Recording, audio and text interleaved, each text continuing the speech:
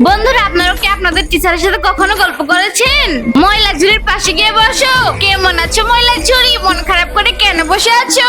বলবে কি না? আমি শেষবারের মতো বলছি, আমার সাথে কথা বলো, না হলে আমি তোমাকে পিটিয়ে পিটিয়ে মেরে ফেলবো। এই গাঞ্জাখোর তো আমার বেঁচে থাকাই হারাম করে দিয়েছে। দূর, আমি কি জানি ম্যাডামের কি ক্ষতি করেছি? কথা বলো না, শান্ত হয়ে বসো, চুপ করো বেকুব।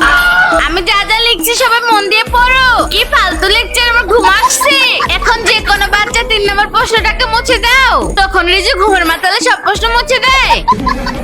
ধুর, কত বেকুবার সংস্কারী বাচ্চা। যদিও ক্লাসে থাকে তাহলে হয়তো আমি কমায় চলে যাব। ভাই, তুই এখনো ঘুমাচ্ছিস? দ্রুত উঠে যা। রিজু আর পারভেজ, তোমরা কি গল্প করছো? কমিক বুক আরামসে পড়ো। ম্যাম, এই কমিক বুক আমার না। আচ্ছা, তাহলে টেবিলের নিচে কি লুকিয়ে রেখেছো? ম্যাম, ওইটা আমার ফোন না। ও মিথ্যা কথা বলছে। ম্যাম, আমাদের কাছে কিছুই নেই জান। আমার এখনো তোমাদের উপর সন্দেহ হচ্ছে।